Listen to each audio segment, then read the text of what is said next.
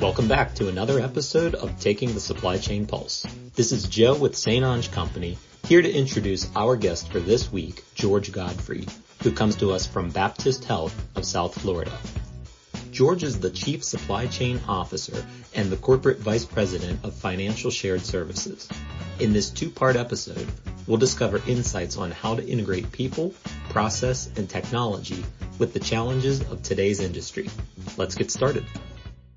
Today we're going to discover how George used tools at hand to help solve a problem that is present in every organization and is bothersome and costs money. And so we want to talk about that. But let's start out with this, George.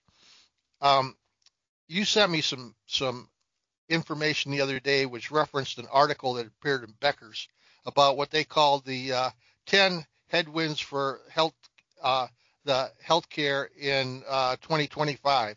And you had segregated out 4 of those, which included continued staff shortages, financial pressures, technology integration, and supply chain. And I want to talk about why you picked those out, and then we'll get into what you did to work on the problem that you saw needed work. So when you say continued staff shortages, how does that affect Baptist Health of South Florida? Oh, it's been an ongoing issue for us. Trying to find the right people with the right skill sets, especially in supply chain, is very difficult. And it's become a very competitive market in South Florida I think unemployment is like 0. And so we have to look at, how can we get a little bit more from our resources with less, out of them, and then how do we make the environment for the staff so rewarding that our turnover is very low. And so we put a lot of effort into making sure that everyone understands their roles and responsibilities, but also where they can find enjoyment, whether it's being self-directed workload management and being able to see the impact that they're making to our operation and our patients. Yeah, well, the other thing is, I was talking with Ed Hiscock the other day from Trinity, and he said something that I really believe is important too, and that is this.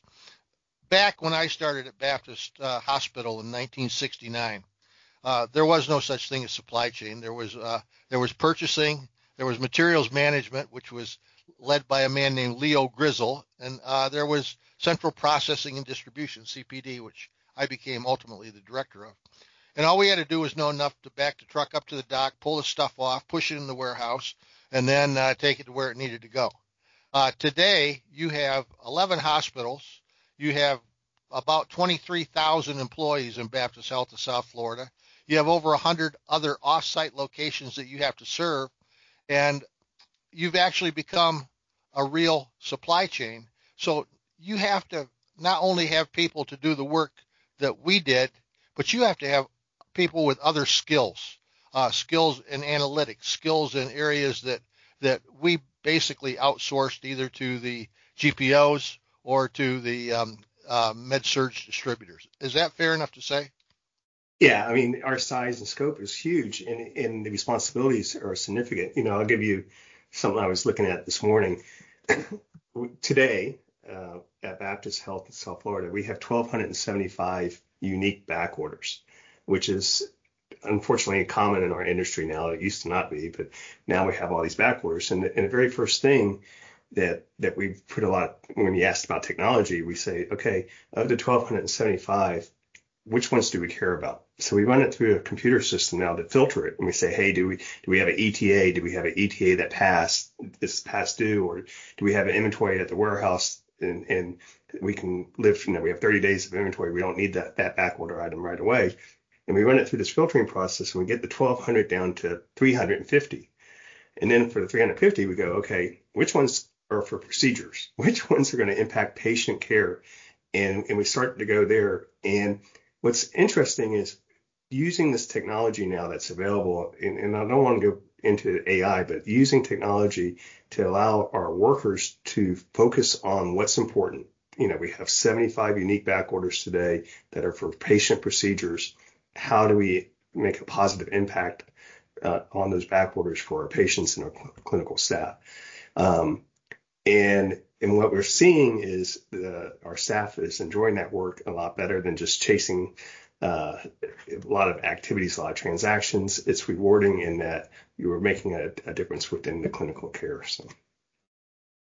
Yeah, and you have to have people that know how to work the tools, if you will, necessary to get the outcomes, as opposed to, like I said, mainly we were just menial workers who moved stuff through the hospital in the old days. That's a big difference.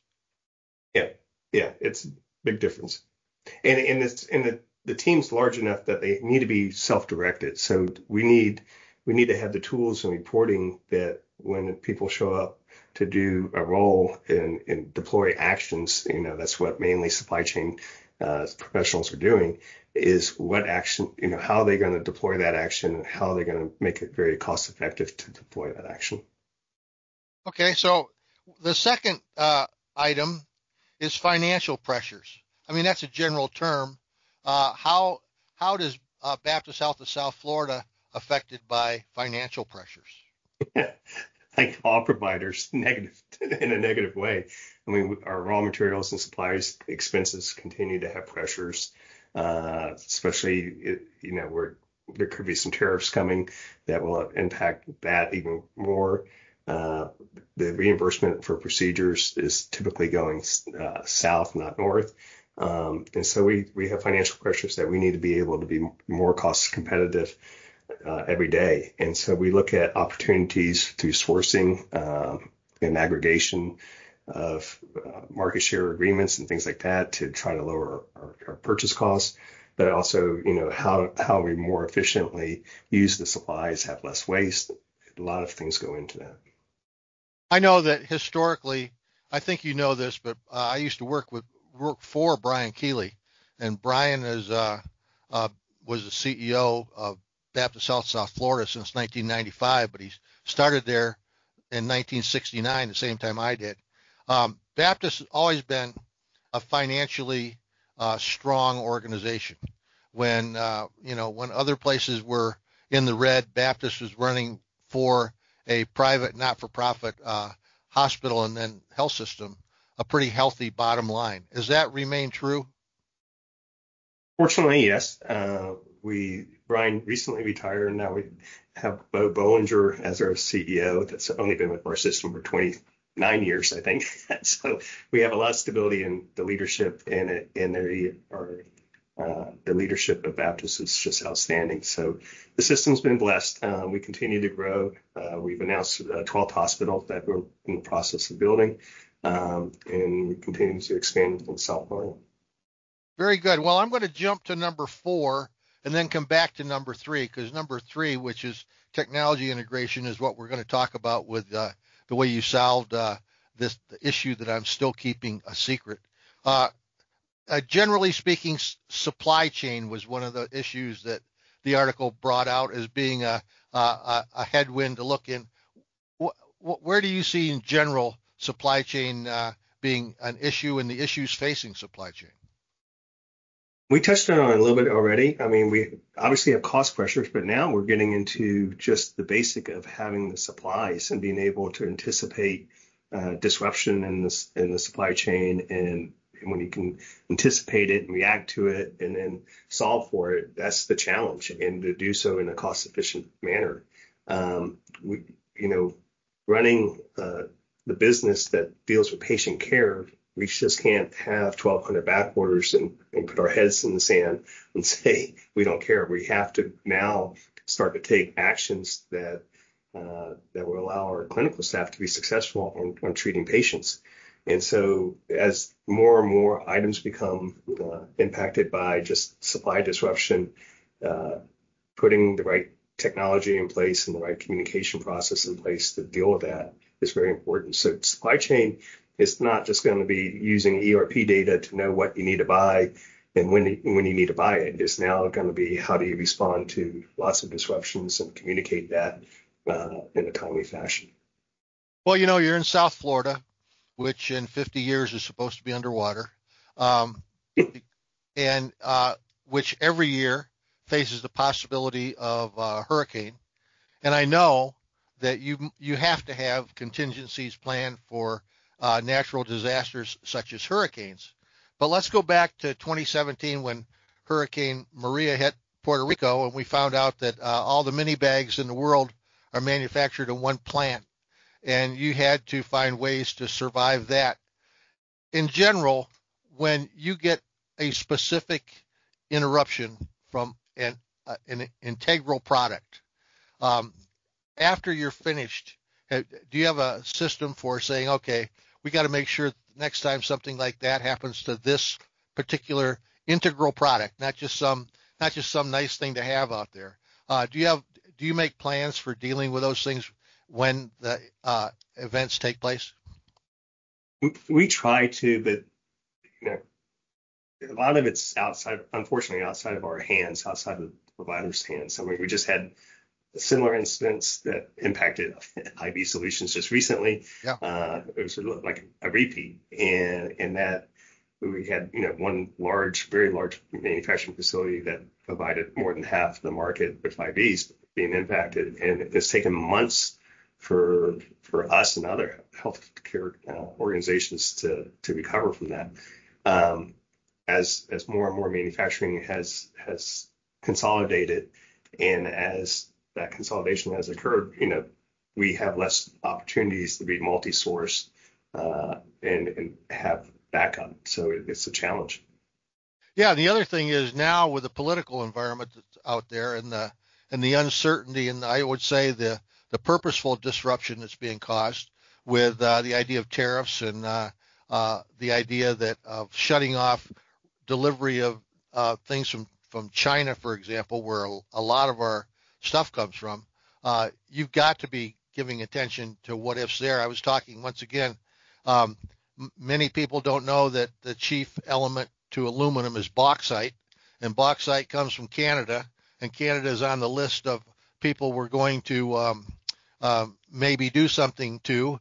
So I would ask you if you're buying a lot of wooden crutches right now, because you ain't going to have any aluminum ones around. Yeah, the notion of the tariffs is frightening in that it's uncharted territory for at least for myself. We haven't had to deal with that issue and the disruptions that could have caused. So we have to see, what that brings.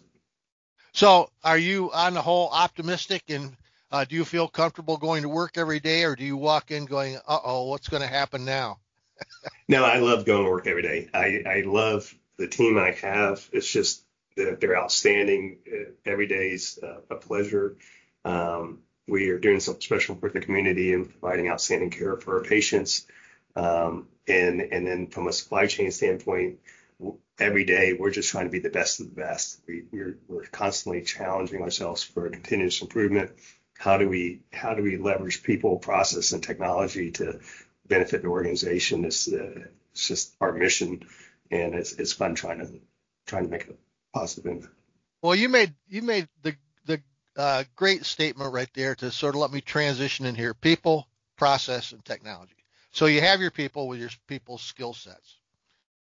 You understand processes, and you have technology that you're already using maybe for other things. So if one day or one night you're at home saying, we have a tremendous amount of unresolved invoices where the prices don't match, the quantities don't match, the item numbers may not match what we ordered, and we may not be getting the contracted pricing that we're supposed to from our special agreements. How do we resolve these? Tell us what you did about that. That's a long story. So prior to joining Baptist, I had 25 years of manufacturing experience. And in manufacturing, we measure it was healthcare manufacturing diagnostics, and we measure everything. Statistical process control, we have to measure things to make sure you stand in control. So when I came to Baptist, I started implementing various KPIs, and one that was very unique to me was this invoice match exception. We never had that outside of healthcare. When we issued a PO in the manufacturing environment, we issued it for $5. The supplier shipped us the item at $5. They didn't ship it and bill us at $10. And healthcare, for many reasons, follows different rules, and we have this system nationwide that suffers from invoice match exceptions. And when you do 40, 50,000 transactions a month, these mismatch of match exceptions starts to build up. And so for years, I would see this, we would have thousands of match exceptions. We would occasionally go on credit hold. It was taking a lot of resources to identify what was the root cause of the match exception, who needed to do what, how we were going to resolve it. It took a long time. It wasn't strategic, wasn't bringing any value. And so we started about 5 or 6 years ago of saying, okay, how do we use technology to solve this? And so we looked at robotic technology. We looked at our ERP system and trying to do different things with BI tools of being able to report it better and manage it better. And that helped us, but it really didn't automate, didn't solve for the problem. And then we looked at CRM technology. Basically, Salesforce or ServiceNow are the two leading CRM providers. Be sure to join us next week to continue the conversation. George helps us further understand how the importance of CRM and automating processes helped influence efficiency and the resulting financial impacts. Don't forget to subscribe and connect with us online, where you can find all of our episodes. If you have a topic you'd like to discuss or want to be a guest on the show, you can reach out to Fred directly at fcrans, C-R-A-N-S, @saintonge, STONGE.com.